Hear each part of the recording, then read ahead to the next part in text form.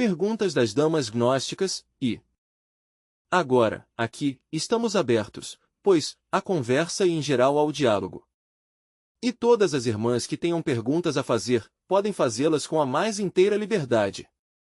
Sim, irmã. Discípula. Mestre, a mim me disseram que a única pessoa, que se estivesse na graça de Deus, poderia curar-me, era o mestre Samael. Mestre. Bom, daremos ajuda em forma psíquica. Todas as noites que se concentrarem em mim, à 1 da manhã, e a essa hora acendam 3 pequenas velas e façam a concentração. Eu sentirei a chamada telepática e darei ajuda. Deixa ver? Sigamos com as perguntas doutrinárias, que entendo que todas vão perguntar. Comecem, pois, por fazer suas perguntas. Para todas haverá resposta. Discípula. Quero fazer uma pergunta baseada na Bíblia. Mestre. Como diz? Discípula. Quero fazer uma pergunta baseada na Bíblia. Mestre. Correto. Discípula. Porque eu tenho lido na Bíblia, houve uma mulher que se chamou Esther. A mim me chamou muito a atenção o que o esposo dela teve que casar-se primeiro com outra mulher que não era ela, teve que trabalhar 7 anos e lhe deram uma esposa que não era ela e depois teve que trabalhar outros 7 para que fosse ela. Eu queria que, por favor, nos explicasse isso. Mestre. Sim, o relato de Esther se acha na Bíblia, em que ao fim ela veio a ser tomada por esposa, pelo rei, não é certo?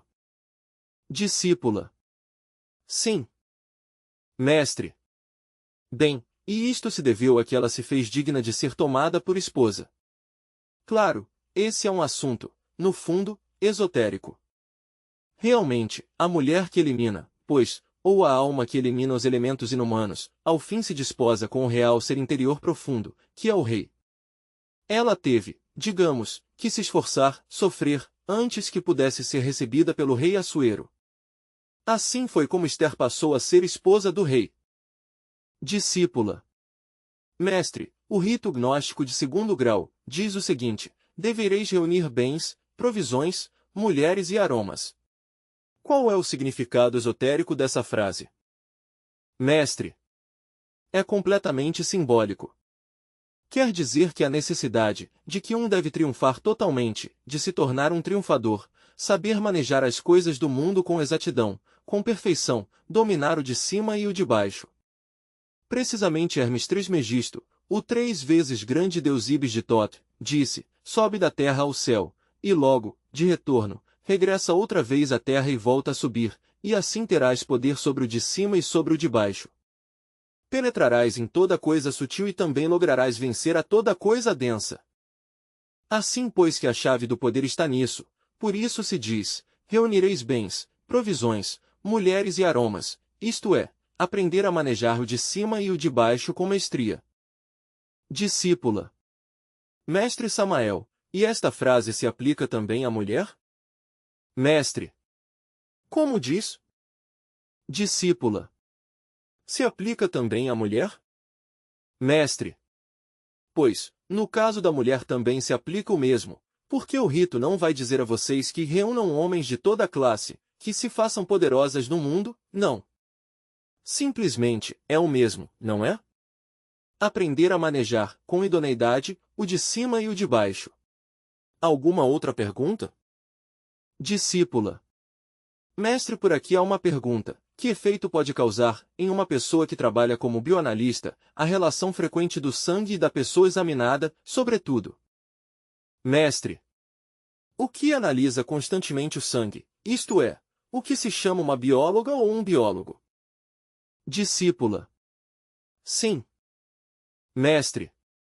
Pois, sempre não deixa de contaminar-se um pouco, pois, com os fluidos psíquicos do sangue, que em uma ou outra forma, vêm a relacioná-lo, psiquicamente, com os donos ou provedores de tal sangue. Friedrich Nietzsche disse, escreve com sangue e aprenderás que o sangue é espírito.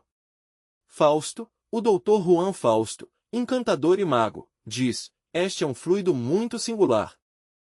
Quando um tem recebido o sangue de outra pessoa, fica conectado psiquicamente a essa pessoa, até chega a refletir-se em o karma dessa pessoa. Discípula. Sobre a que recebe o sangue ou sobre o que a doa? Mestre. Também, porque se estabelece um fio magnético entre o doador e o que a recebe.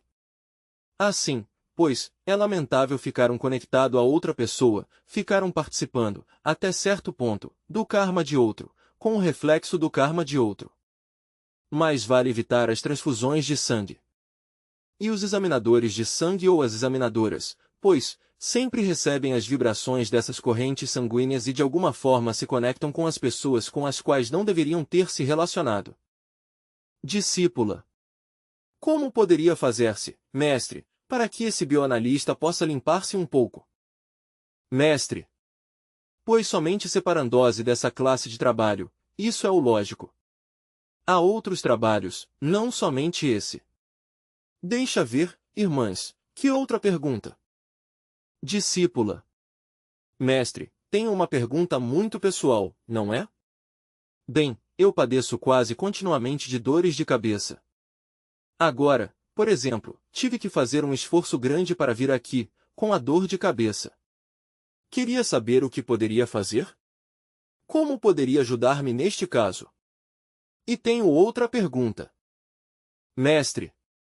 Bom, mas façamos uma, vou te contestar uma e logo fazes a outra. Vamos por ordem, não lhes parece?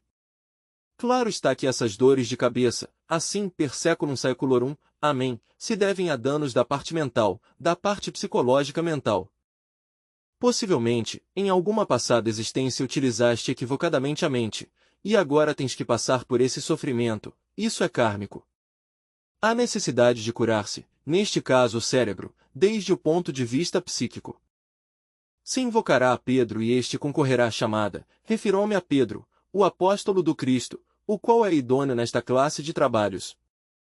Ao tempo de dormir, todas as noites, te concentrarás em Pedro, e em nome do Cristo lhe pedirás que venha a curar-te a mente. O trabalho tem que ser longo, árduo e difícil, mas dentro de algum tempo, se não tens desfalecido, sua mente estará completamente sã. Com os procedimentos habituais dos doutores, é difícil que sua mente possa ficar sã. Os doutores não logram curar isso. Discípula. Mestre Samael, vai me perdoar. Mestre. Por suposto, irmã. Discípula. Lhe quero perguntar, por que eu também tenho anos com dores nos ossos? Mestre. Também essas dores ósseas. Discípula. Mestre. Tudo isso é puro reumatismo, isso não é mais. Isso se cura, pois, com puro petróleo, querosene e sal queimada. O sal se põe a tostar por aí, entre uma frigideira, e logo se mistura com um pouquinho de petróleo, e com um paninho te fazes massagens diárias, onde quer que sintas a dor. Um momentinho. O que sim estou vendo é que as irmãs não devem desviar a coisa até um consultório médico. Não vamos fazer agora um consultório médico. Porque se vamos fazer um consultório médico, as irmãs vão ficar sem poder perguntar nada. Não é justo, não é justo. Discípula. Mestre, que significa o mantra Walkakoff na Consa? Mestre. Bom, esses são mantras para transmutação, servem ao homem e servem à mulher. Se pronunciam assim, ou a okakakofanakaso. Essa vogal U faz vibrar as gonadas masculinas e femininas, e portanto, produzem transmutações. Até com raios-x podem-se observar as gonadas, tanto no homem como na mulher, quando se está vocalizando a letra U. A K é maravilhosa. Se formam arcos semelhantes aos dos templos de Yucatán, vistos, naturalmente, com o sentido da autoobservação psicológica ou clarividência. A sílaba KOF volta a utilizar-se a K dos templos de Yucatán, KOF, golpeia novamente as gonadas para transmutação. Na, que faz vibrar o alento. Com, golpeia outra vez as gonadas. SAAA, o alento.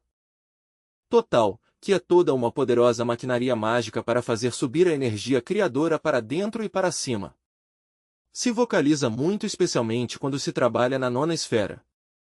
Aqueles que estejam trabalhando na forja dos ciclopes, podem, durante a cópula química, pronunciar tais mantras e como sequência ou corolário, se realizará neles a transmutação sexual, evitarão cair sexualmente, poderão conjurar o perigo de derramar o vaso de Hermes Trismegisto, o 3 vezes grande deus Ibis de Tot. Alguma outra pergunta? Discípula. Mestre, eu queria lhe fazer uma pergunta. Uma dama que seja agnóstica e o marido não o seja, pode ser ela Ísis? Mestre. Por que não? Que delito cometeu a pobre? Que por que o senhor não é agnóstico? Isso é ele, mas ele não vai servir de Ísis. De maneira que se ela não tem feito nenhum mal. Discípula. Mestre, como se subentende, que ele fornica nela, não se poderia. Mestre. Sim, o todo está em que ela não fornique, o todo está em que ela tenha suficiente força de vontade para não chegar ao orgasmo da fisiologia. Discípula. Mestre, o mantram Candil Bandil, se pode utilizar também na transmutação? Mestre.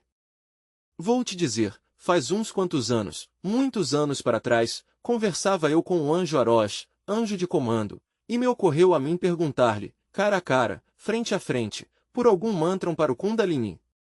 Lhe disse, mestre, te peço um mantram, o mais poderoso que existe em todo o universo, para despertar o Kundalini. Então ele me respondeu, com muito gosto. E cantou o mantram, o cantou assim, Ka-Andio, Ba-Andio, RRRRRRRRRR. A R em uma forma muito aguda, desculpem que a mim não me dá garganta? Mas vocês sim podem fazê-lo melhor. Deixa ver, canteno uma de vocês, deixa ver. Todas o cantam. Bom, esse é o mantra mais poderoso que existe em todo o cosmos para despertar o Kundalini. Claro, se deve usar na Forja dos Ciclopes, e também os casais que estejam trabalhando na nona esfera, o devem usar cada vez que sintam a necessidade de cantá-lo, e nessa forma, muito em breve se logra o despertar da serpente sagrada. Discípula. Venerável mestre, mas esse mantram se utiliza ao terminar a prática do arcano, ou durante a prática? Mestre. Pois durante a prática, antes da prática e depois da prática. Deixa ver, que outra pergunta há por aí? Discípula. Mestre, tem você conhecimento de uma clínica que está situada no México e onde dizem que curam com a ajuda de extraterrestres? Mestre. Essas são mentiras. A realidade é que enquanto não tenha destruído o ego, não é possível que possa, digamos, entrar em contato com as inteligências superiores do universo. Assim, pois, deixemo-nos de ilusões, pensemos em desintegrar o ego, e uma vez que o tenhamos voltado cinza, a consciência despertará e entraremos em contato com os seres inefáveis. Discípula. Mestre, eu queria perguntar-lhe, a mim se me dificulta muito a prática da morte do ego.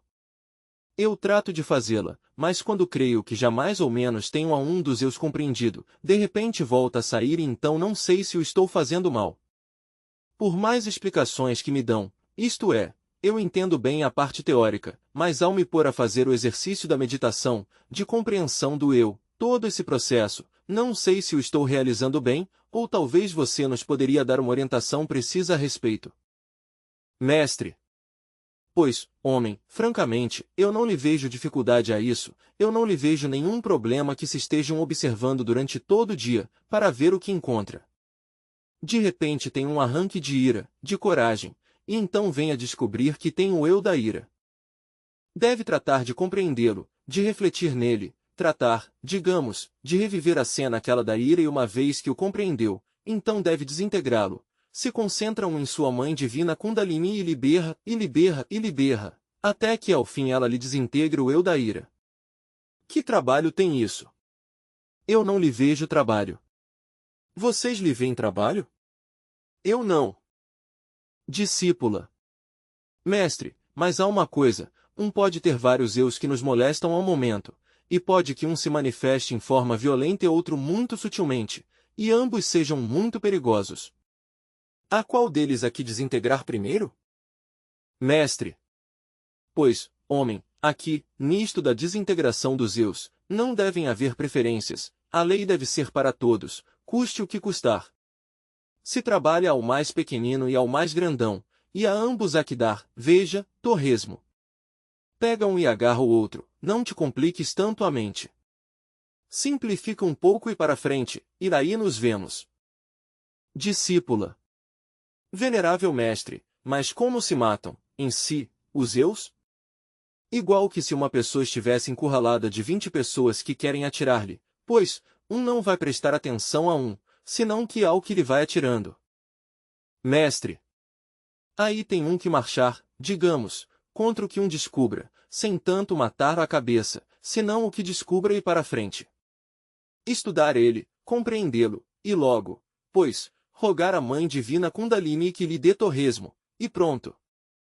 Discípula. Necessitamos conhecer alguma técnica para meditar, para a compreensão do eu? Mestre. Não, para isso não há necessidade de tanta técnica. Quando tu te pões a pensar por aí, digamos, em qualquer coisa da vida, pois tu não necessitas ter técnicas. Quando um está interessado em algo, está interessado, e se um está interessado em saber por que tem ira, não necessita de tanta técnica, senão que está interessado, quer saber, e tem direito, ademais. De maneira que, então, depois que esteja um interessado, venha meditar em uma forma tão natural, que nem o pensa. Isto é, que um não se põe a pensar como vai meditar. Um está interessado em compreender um eu, e se acabou, saber por que se expressa de determinada maneira e em determinado momento, e por que em outras ocasiões não se expressa, etc., etc., etc., e outras tantas ervas.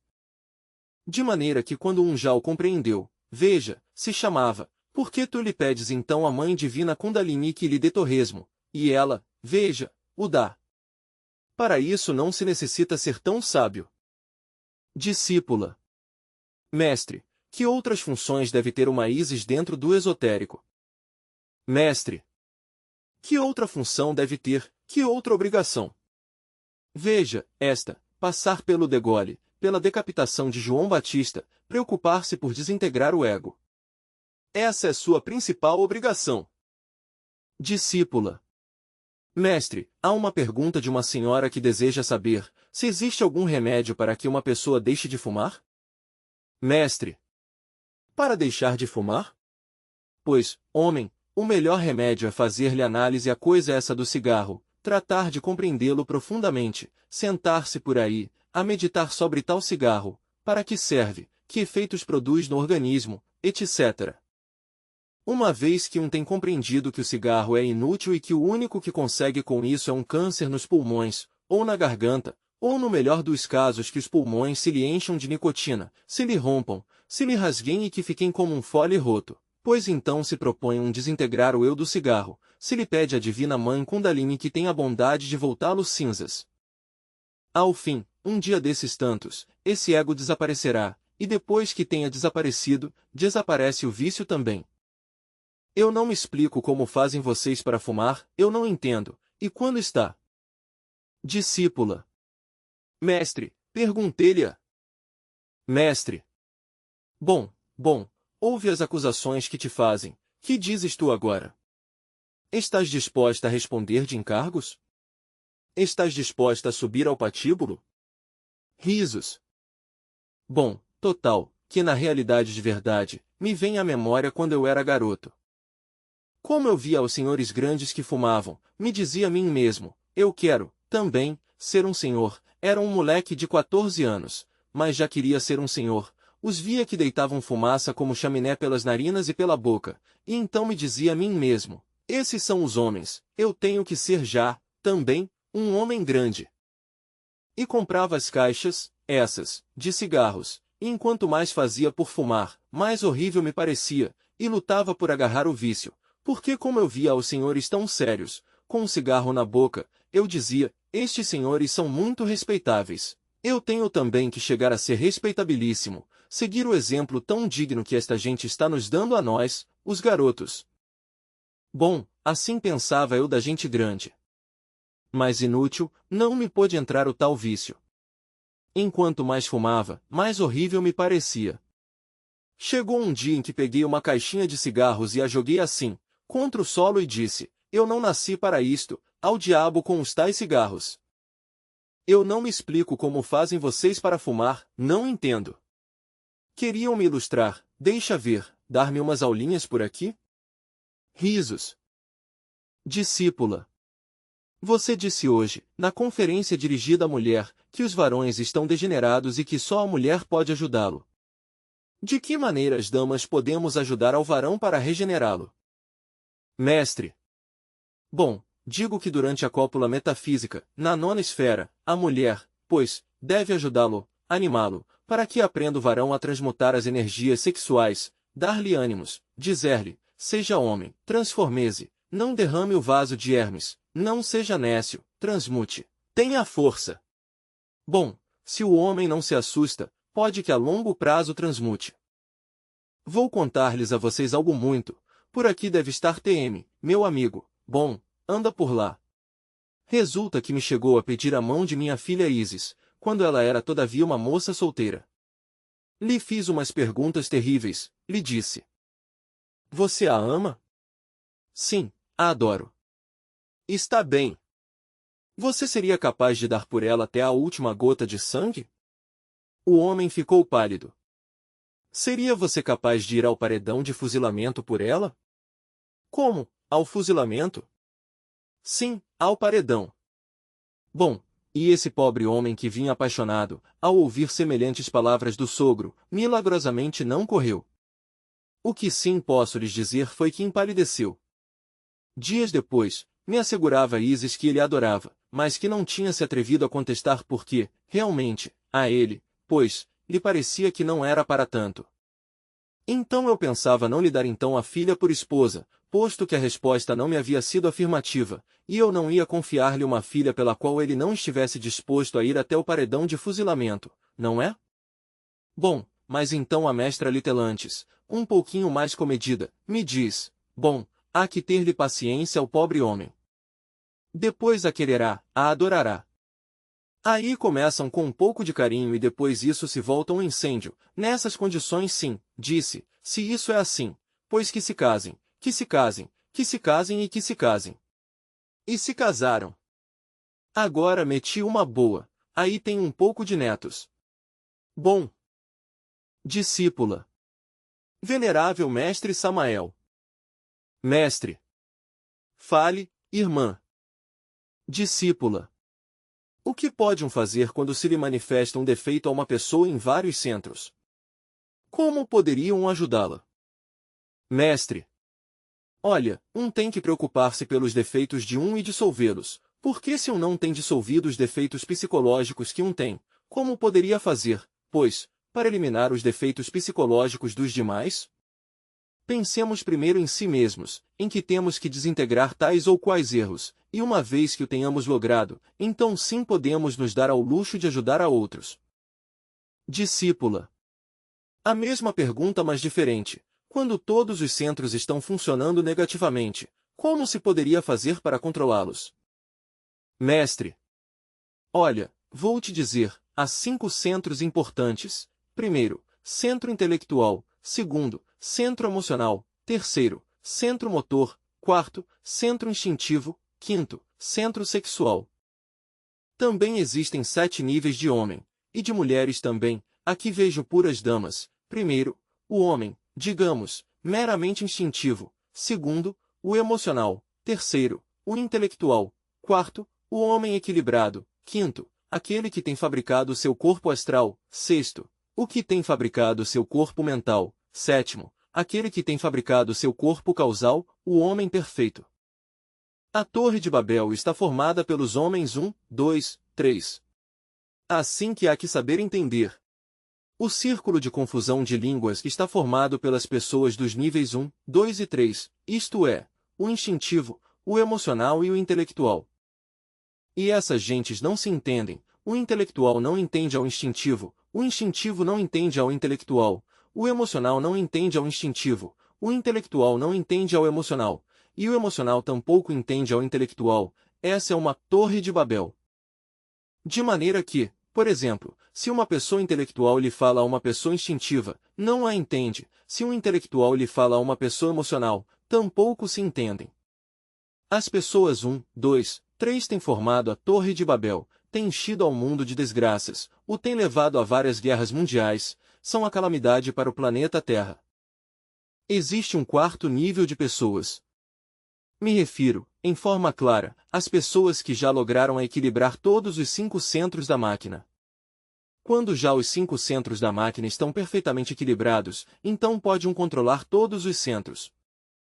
Enquanto um não tenha chegado ao nível número 4, não pode lograr nenhum controle sobre os centros da máquina orgânica, e para chegar ao nível número 4, se necessita eliminar, da personalidade humana, todos os seus pesados, quais são o orgulho, o enfatuamento, a vaidade, o egoísmo, o ódio, os ciúmes, a autoimportância, a autossuficiência, a vaidade, etc. Se um consegue eliminar esses agregados psíquicos tão pesados, se estabelece um centro de gravidade consciente, dentro de nossa psique.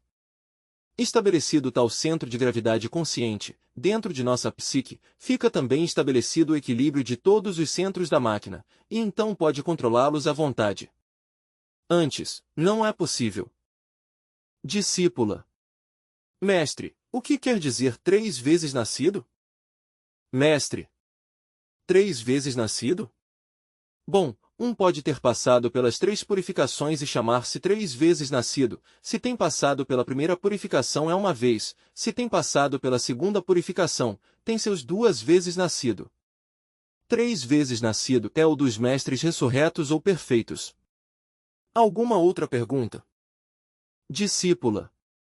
Mestre, como faz um menino menor de idade, de 10 anos por exemplo, para eliminar o eu psicológico? Mestre. Bom, deixa que o garoto siga crescendo e logo já lhe dá as explicações sobre isso, porque a um menino de 10 anos lhe fica muito de para cima o problema que lhe está expondo. Discípula. Se o menino compreende que tem um eu psicológico, não é? E ele invoca a Divina Mãe para que o elimine, mas por sua vez diz, mas mamãe, se todos os que estão na gnose são grandes e não têm eliminado o eu. Mestre. Por isso é que há que morrer em si mesmos, passar pela aniquilação budista, fazer mais objetiva a consciência. Quando realmente tenham destruído o ego, nada disso lhe passará. Discípula. Mestre, uma pergunta. Devido a isso, a que todavia um tem ego, a mim me passa que ao me enfrentar a uma pessoa que tem a psique danificada, que é má, sinto um choque elétrico por todo o corpo e me sobe como um formigamento, desde as pernas para cima. Mestre. Tudo isso é subjetivismo. Como não me sucede a mim isso? Pois, simplesmente, quando um tem aniquilado o ego, já não lhe passa isso, isso lhe passa a um quando tem ego, mas se o desintegra nada disso lhe sucede, vive normalmente, é uma pessoa normal. Discípula. Mestre, como há muitos eus desconhecidos e são muitos para trabalhá-los, pode em uma vida exterminá-los a todos? Mestre. Todos. Se um se dedica em uma só existência a destruir os eus, os desintegra. A Mãe Divina Kundalini tem terríveis poderes. O que tem que fazer é desenvolver o sentido da autoobservação psicológica. A cada hora, a cada segundo, a cada minuto deve estar se observando a si mesmo, de momento em momento, de instante em instante. Sucede que os defeitos que levamos escondidos afloram em forma espontânea, quando menos um o pensa. Já afloram através de os ciúmes, já a ira, já o ódio, já o orgulho, o enfatuamento, etc. Uma vez que um tem descoberto, em si mesmo, que tem um defeito, não deve justificá-lo, não deve evadi-lo, deve, simplesmente, dedicar-se a trabalhá-lo, a analisá-lo, estudá-lo, compreendê-lo, fazer-lhe a dissecação, para saber o que tem dentro, qual é a sua origem, de onde vem. E quando já a compreendeu integralmente esse defeito, então, o que deve fazer? Concentrar-se dentro, na Divina Mãe Kundalini, suplicar-lhe, rogar-lhe, chorar-lhe, pedindo-lhe que desintegre esse defeito compreendido, e ela assim o fará. Isto deve fazer-se todos os dias, diariamente, com paciência, até que o tal defeito se volte cinzas. Entendido? Discípula. Mestre. Tudo se deve trabalhar aqui e agora, aí pouquinho a pouquinho vai avançando e os vai descobrindo cada vez mais e mais e mais. Isto é, tem que ir aprofundando, tirando camada após camada, à medida que um vai avançando dentro de si mesmo, descobre muitíssimos defeitos que nem remotamente suspeitava que os tinha. Discípula. Mestre, uma pergunta. Quando passa que um a cada instante está chorando, a que se deve isto? Mestre. Pois, isto é puro sentimentalismo morboso. Essa classe de sentimentalismos chorões não se devem a outra coisa que alguns agregados psíquicos inumanos que um carrega em seu interior. Esses agregados psíquicos ou eus estão relacionados com as emoções negativas. Contudo, eu não venho aqui a pronunciar-me contra as lágrimas, não. O que há que saber é que existem emoções negativas e emoções positivas. É óbvio que com as emoções positivas também um chora, e mais ainda, deve chorar. Porque para poder eliminar qualquer defeito psicológico, há que chorar muito, há que passar, verdadeiramente, por grandes crises emocionais. Se a água não ferve a 100 graus, não se coze o que há que cozer, nem se elimina o que há que eliminar. Assim também, se na verdade não passa por grandes crises emocionais, não logra desintegrar esses defeitos e não logra cristalizar, em as divinas faculdades da alma. Assim pois, chorar é um luxo, mas uma coisa é chorar verdadeiramente, em forma positiva, dinâmica, por arrependimento de seus próprios erros psicológicos, e outra coisa é o sentimentalismo esse negativo, chorão, que não chega a nenhuma conclusão. Entendido? Discípula. Mestre, uma pergunta. O ego também produz vibrações? Mestre. Tudo no universo vibra, só que as vibrações do ego realmente são negativas em 100%. Alguma outra pergunta? Discípula. Mestre, por favor. Mestre. Diga-me, deixa ver. Discípula. Que efeito kármico se produz, em um profissional do direito, quando no plano legal liberta ou divorcia um casal de seu matrimônio? Mestre. Pois vou te dizer, atualmente, estamos lutando muito por curar um licenciado que usou mal sua mente. O pobre, pois, está assim, meio maluco. É um homem de uma capacidade intelectual formidável, extraordinária, e por estes dias está em vésperas de desencarnação, acabarão sérios valores intelectuais, esse é o resultado. Entendido? Isto é, o mau uso da mente produz karma. Quando um não sabe usar a mente, justamente, pois vêm as doenças à mente. Quem procede assim, como tu estás dizendo, obviamente se enche de karma. Discípula. Mestre, um casal com problemas. Mestre. Sim. Discípula. E que querem o divórcio como uma solução, ou seja, que... Mestre. Pois, homem, isso é negativo, porque Jesus o Cristo estipulou, no Evangelho, quando é que devem divorciar-se. O divórcio só é justo em caso de adultério. E se a mulher vai por aí com qualquer, assim porque sim, e deixa o pobre marido abandonado, ou simplesmente, se mete com outro homem, adultera, e nesse caso, pois, o divórcio é lícito. Mas isso de que vão se divorciar por incompatibilidade de caracteres, por exemplo, nos Estados Unidos uma mulher se divorciou do homem porque o homem roncava muito, divorciar-se assim, nessa forma, pois é, simplesmente, um delito, e o advogado que faça tais divórcios, indubitavelmente pagará karma. O caso é que se a uma mulher lhe resultou um problema, ou se a mulher o marido lhe resultou outro problema, pois não resta mais remédio que aguentar-se. Por quê? Porque o matrimônio, o lar, é um ginásio psicológico maravilhoso. Discípula. Mestre, mas ainda no caso de que o homem injurie a mulher gravemente, e vá contra sua honra e sua dignidade? Mestre. Pois homem, ainda nesse caso, se a mulher é o suficientemente inteligente, aproveita o homem para autodescobrir-se. Deixa ver, o que foi o que lhe injuriou? O amor próprio, o orgulho, o quê? Discípula. Bom, no caso específico que ele lhe diga que lhe é infiel e que lhe mete homens na casa, e toda essa série de questões. Mestre. E então, claro, ela se sente ofendida em sua dignidade, em sua honra. Ora, ora. Com essa classe de pensamentos não haveriam ginásios psicológicos, e como fariam vocês para autodescobrirem-se, se não têm um ginásio? Os ginásios mais difíceis são úteis para o autodescobrimento de si mesmos, porque, repito, nesses ginásios, os defeitos escondidos afloram espontaneamente, e se estamos alertas e vigilantes, como o vigia em época de guerra, então os vemos. Que lindo é quando um descobre que tem o eu do amor próprio, e que outra pessoa lhe oferiu. Então pode dar-se ao luxo de voltá-lo pó. Que lindo é quando um descobre que tem orgulho e que esse orgulho foi ferido. Então, já feito esse descobrimento, pôs a trabalhar sobre o eu do orgulho, para voltá-lo pó. Que lindo é saber que um tem ira, quando o cônjuge ou a cônjuge lhe feriu, porque então pode, a gosto, trabalhar o demônio da ira. Assim, pois, o ginásio psicológico do lar é extraordinário, e o que quer se divorciar porque o ginásio está duro, se parece ao garoto desaplicado que não quer ir à escola, e que o mandam à escola e escapa a outra parte. Aqui, no México, dizemos que vai dar uma volta. Não sei como dirão por lá, no país da Venezuela. Discípula. Pintase de cores. Mestre. Ah, sim, que bem está. Discípula. Mestre, você disse que a única causal de divórcio era se a mulher lhe era infiel ao homem. Mestre. Sim. Discípula. Geralmente, em nossos países, é o homem o infiel à mulher, é isto causal de divórcio?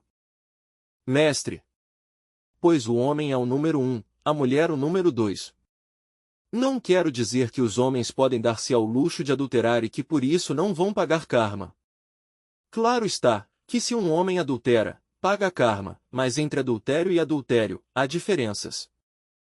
Sucede que ser mulher é de uma responsabilidade tremenda. Se um homem adultera por aí, fora do lar, pode que até engendre filhos, mas seu lar seguirá como sempre, a não ser que seja um patife. Mas se uma mulher adultera fora do lar, o que passa?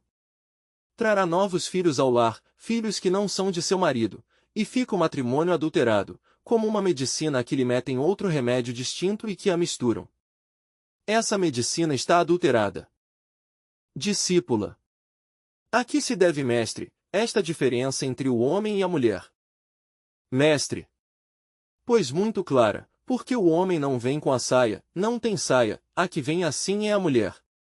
E isso de que lhe traga, ao marido, pois, garotinhos alheios e que misture sangues estranhos dentro de sua família, pois isso é muito grave, é um atentado contra a unidade da família.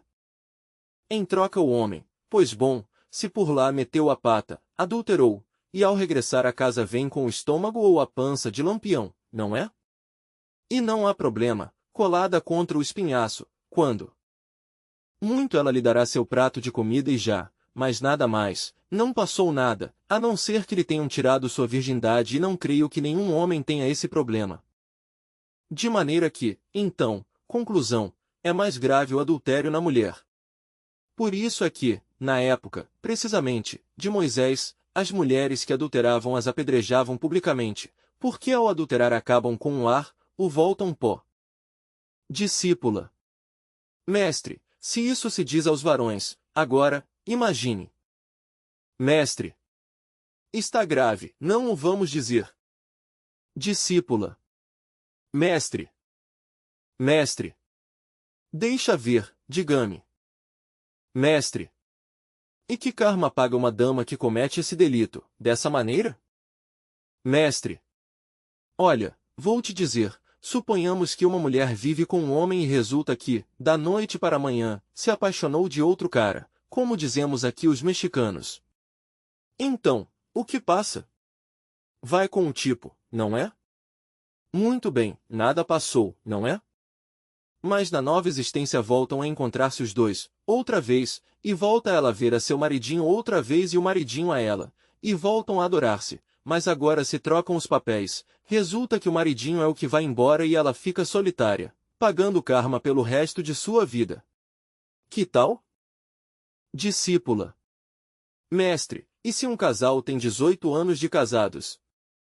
Mestre. Quantos dizes? Discípula. 18 anos de casados, um matrimônio. Mestre.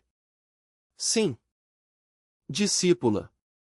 E tem já 10 anos vivendo como irmãozinhos, sem ter relação sexual com ela e que de pronto a mulher conhece a gnosis e se apaixona de um varão gnóstico, e se casa com um varão gnóstico, e o homem lhe diz: bom, tu podes fazer o que queiras porque a mim não me interessa.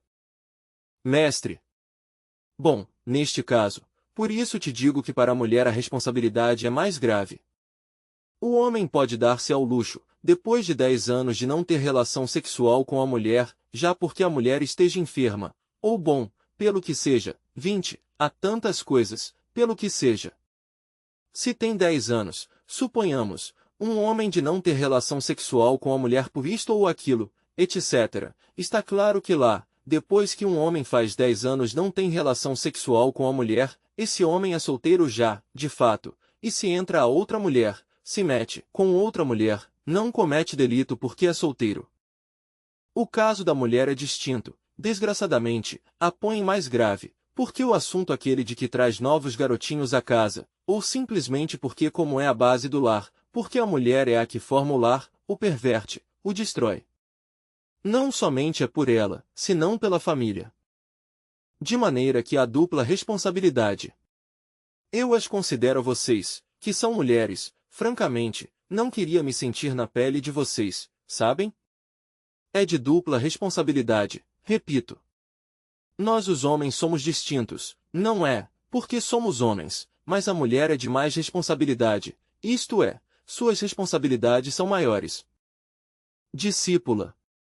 Em caso de que o homem vá embora do lar, depois de ter transcorrido 10 anos sem ter tido relação sexual com a mulher, pode ela tomar outro marido? Mestre. Se é assim, sim. Mas se o homem não se foi, não lhe resta a ela mais remédio que respeitá-lo. Agora, se o homem se vai e faz 10 anos não tem relação sexual com ele, ela tem liberdade para tomar outro homem. Isso sim. Mas já o homem se mandou, mas isso de que a mulher lhe venha por seu bom par de chifres, aqui na frente, isso não está bem. Bom, me contam por aí uma história muito interessante. Resulta que um homem foi dar por lá, ao inferno, e resulta que fazia muito calor, e pediu uma Coca-Cola, e não lhe quiseram vender a Coca-Cola, e se encontrou cara a cara com o diabo. São contos de rua, não é? Lhe diz: Senhor, diga-me, você é casado? O diabo lhe responde: insolente, atrevido, não vês que sou o diabo? Bom, senhor, lhe fazia esta pergunta porque como lhe estou vendo os chifres na frente. Dizem que o matrimônio não é, precisamente, o chifre da abundância, mas sim é a abundância de chifres. Bom, isto é um pouco de brincadeira, porque temos nós aqui que conversar deliciosamente, amigavelmente, sem tanta etiqueta, como uma família que somos todos nós. Todos nós somos uma família. Deixa ver, pergunta, lá, deixa ver o que me vais dizer? Discípula. Mestre, lhe quero fazer uma pergunta. Um matrimônio que tenha 4 anos de casados. Mestre. Falei-me um pouquinho mais forte, que ressoe teu verbo por aqui. Discípula. Um matrimônio que tenha 4 anos de casados. Mestre. Sim. Discípula. E não tem logrado conceber um filho, agora que estão transmutando, será possível? Mestre. Bom, é possível. Para conceber um filho não se necessitam de tantos milhões de zoospermas, um só zoosperma maduro que se escape das glândulas sexuais do varão, pode fazer fecunda a uma matriz. É possível que mediante a transmutação, resulte por aí um garotinho. Você o cumprimenta por mim, sabe? Discípula. Um homem pode passar vários anos sem ter contato com a esposa, ainda que não esteja enferma senão perfeitamente? Mestre. Bom, normalmente, qualquer animal intelectual não pode durar tanto tempo, como tu dizes. O mais seguro é que não se aguenta nem uma semana, sabe? E que durem assim, não. Somente um gnóstico que não tem esposa e que queira de verdade seguir o caminho reto, pode dar-se ao luxo de durar até anos inteiros sem contato sexual, e todavia o põe em dúvida, sabe?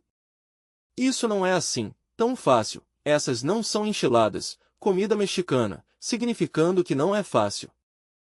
Discípula. Que pode fazer uma mulher com respeito um homem casado que está no lar e se lhe vai, e volta outra vez para tratar de mantê-la oprimida, como para dizer, eu tenho direito sobre ela porque é minha esposa, isto é, ele se vai e trata de voltar outra vez para mantê-la como sempre. Mestre. Bom, esse é um tirano, essa classe de homenzinhos sim não o recomendo a ninguém, sabe? Discípula. Mestre. Bom, aí sim me a puseste grave. O único que eu penso aqui, é que se o homem se vai, se tem outra mulher e de vez em quando vem. Discípula. Não, não, sem ter outra mulher. Mestre. Ah, sem ter outra mulher. Então não lhe resta mais remédio que esperá-lo, sabe? Mas a hora que se lhe comprova que tem outra, e somente de vez em quando vem, como o conde Drácula, a açoitar a pobre velha, pois, até aí, a voar, jovem. Aí sim, melhor está o divórcio. Discípula. Mestre, e quando? Mestre. Bom, um momentinho. E agora que tenho citado ao conde Drácula, vou-lhes contar o seguinte. Realmente, o conde Drácula existiu, não é uma fantasia do cinema, foi verdade. Era um prefeito da Rússia aquela dos czares. Esse homem era muito cruel, açoitava a pobre mulher todos os dias. Assim como sabia que tinha que tomar o café da manhã, também sabia que tinha que açoitá-la. Bom, o curioso do caso foi que morreu o conde Drácula, seu corpo o levaram ao panteão, por lá no antigo São Petersburgo, que mais tarde se chamou Stalingrado, e depois de morto vinha outra vez à casa, a açoitar a pobre mulher, lhe dava chicotadas, terrivelmente. Ela, pois, foi e se confessou com o senhor cura e toda a coisa. Então os curas, os bispos, os arcebispos, com um crucifixo e multidão de coisas, se foram a uma ponte porque sabiam que o conde Drácula, cada vez que vinha do panteão, passava por essa ponte. Pois sim, à meia-noite viram a carruagem do conde Drácula. Eles se situaram no centro da ponte, valorosamente, mas a carruagem os atropelou, os jogou de lado e lado. Bom, o que sucedeu? Vou lhes dizer. Cuidado e não caia uma de vocês em estado de transe mediúnico e me toca trabalhar aí, até nova ordem, bom, permaneçam alertas. Resulta que vendo que era impossível poder acabar com o conde Drácula, os curas se foram ao panteão, ou cemitério, como dizem vocês por lá, na Venezuela, abriram, pois, o sepulcro e logo tiraram a caixa. Dentro da caixa, encontraram o corpo do conde Drácula, completamente conservado, e a caixa estava cheia de sangue, se alimentava com o sangue da pobre gente, de noite saía para alimentar-se com o sangue humano. Os pés estavam cheios de lodo e acusavam, perfeitamente, que ele de noite andava por todas as partes. Os curas consultaram velhos textos de magia, antigos grimórios, e lhe cravaram uma estaca no coração. O cadáver a que ele se fixou, mas o problema ficou definitivamente cancelado. Desse fato, pois, se tem feito muitos filmes, todos os filmes que há sobre o conde Drácula, vêm desse fato histórico, que foi histórico de verdade. Outro caso mais grave, em questão de vampirismos, lhe sucedeu, precisamente, a um discípulo de Apolônio de Tiana. O discípulo a que lhe disse que ia se casar, que já tinha noiva. Convidou a seu mestre para ir, pois, ao panteão, digo que ao panteão, valha-me Deus e Santa Maria, se no panteão não se casa ninguém. Não. Senão para ir à festa, à pachanga, festa, às bodas, e certamente, aquele lugar resplandecia cheio de luz e poesia, as louças daquele grande refeitório, eram todas de ouro e todas de prata, o pórfiro e o jacinto se viam por onde queira, os criados iam e vinham muito atentos, servindo aos senhores e às senhoras. Então o discípulo de Apolônio disse a seu mestre: Mestre, te tenho convidado a esta festa porque vou me casar, esta festa é, precisamente, para o noivado. Vou te apresentar a minha prometida, dentro de uns instantes, porque se sente mal. É uma mulher fenícia, muito rica. Tu sabes, mestre, que eu sou um homem muito pobre, eu não teria para obter todas essas louças de ouro e de prata, e tantas riquezas, mas ela sim, porque é muito rica e vem da Fenícia. E logo a apresentou ao mestre. O mestre ficou olhando-a e diz: Esta não é uma mulher, esta é uma vampira. Morreu faz muitos anos e vive do sangue humano, e tudo isto que tu estás vendo, todo este refeitório, todas estas riquezas, são pura cristalização mental, formas da mente, e vou te demonstrá-lo. Em momentos em que falou assim, diante dela, a mulher ficou olhando, uma mulher cheia de extraordinária beleza, vestida com uma riqueza faustosa, e ordena aos criados que retirem a esse homem. O mestre dá um passo atrás e agarra um vaso e diz: Isto não é senão uma forma da mente. Se concentra nessa forma e a volta pó, se concentra na mesa e a volta pó, se concentra nos criados e desaparecem como por encanto. Quando a mulher viu tudo isso, se lançou aos pés de Apolônio de Tiana e lhe disse: Mestre, tem piedade, não te nego, sou uma vampira. O que sucede é que eu estava engordando a este homem para depois almoçá-lo.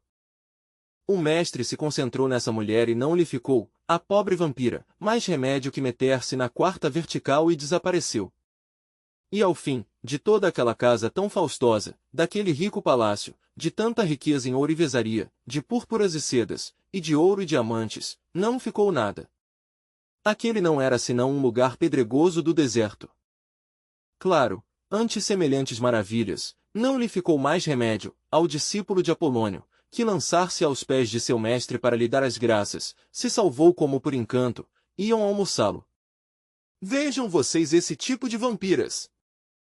Assim, pois, isto lhes conto a vocês como para distraí-las um pouco, porque de tudo há que falar. Agora sigam com suas perguntinhas, deixa verem que para tudo isto. Discípula. Mestre, na Venezuela, faz como 5 ou 6 meses, exumaram uma senhora que tinha como 16 anos de enterrada, em Maracaibo, e estava inteirinha, com o traje com o que se lhe tinha enterrado, a cara e tudo, tudo. Em Santa Bárbara do Zulia. Então como a gente se aglomerou no cemitério e diziam que era um milagre, a voltaram a tapar, aos dias a voltaram a destapar e continuava inteirinha, a enterraram inteirinha, tinha 16 anos de morta. Mestre. Bom, vou te dizer, esse é um caso muito comum.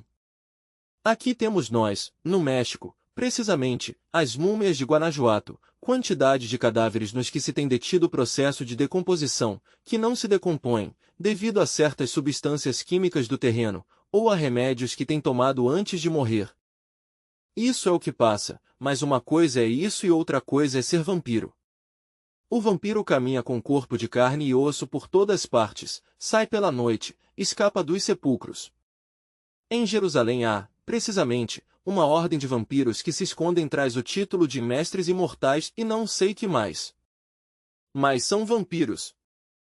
Discípula. Qual é a origem ou a causa deste fenômeno? Mestre. Bom, a origem desse fenômeno está no lesbianismo e no homossexualismo, combinados com magia sexual negativa. Discípula. Que deve fazer quando vê um vampiro seja no astral ou em qualquer lado? Mestre. Pois, o que deve fazer é ter alhos na mão, para afugentar os vampiros. Estes lhe têm terror aos alhos. Discípula. Eu não compreendo bem isso, mestre. Mestre. Bom, mas não falemos de vampirismo, isso não resulta bom, sabem? Uma vez me pus a falar eu de vampiros, por aí, com um grupo de pessoas amigas, e pela noite, no astral, os encontrei. Bom, me serviu um pouco, porque pode evidenciar que as vampiras são lésbicas e que os vampiros são homossexuais. Eu vi então algumas vampiras que de fato me atacaram, furiosas, pois odeiam os homens, como os vampiros machos odeiam as mulheres. É melhor não falar dessa gente, falemos de outra coisa, perguntei-me, pois, de outra coisa. Discípula. Mestre, a liturgia diz que o véu da mulher modesta é negro. Mestre. Como trevas na noite, etc. Porque há muitas mulheres muito modestas, e ficam modestas toda a vida, não se casam porque são modestas, e seguem modestas até que se envelhecem e se desencarnam, e seu véu sempre é sombrio, nunca se autorrealizam. Melhor é que consigam por aí um maridinho. Discípula. Tão duro que está a conseguir um bom homem. Mestre. É um problemão. Discípula. Há uma senhora que tem filhos pequenos, mas o marido morreu, e então ela diz que ela não se casa. Por quê? Mestre. Quem? Discípula. Uma senhora, por certo amiga minha, que ela ficou com esses meninos 6 garotos. Mestre. Bom, o que passa é que... Discípula. É que ela não se quis casar para... Mestre. Que idade tem? Discípula. Ah, ela tem como seus 40 anos. Mestre. Todavia há uma possibilidade, sabe? Discípula. Mas isso não é pecado, mestre, que depois que fique uma mulher viúva, casar-se? Eu creio que não, neste caso não. Mestre. Não. O morto ao buraco e o vivo ao pão. Expressão popular espanhola, significando que a vida continua. Discípula. Por exemplo, na dama, quando chega o período da menopausa, o que é o que transmuta? Mestre. Bom, sua energia criadora. Não transmutará hormônios, porque, já que hormônios vai transmutar, mas sim transmuta energia, a energia do terceiro logos. Isso sim pode transmutar, não é?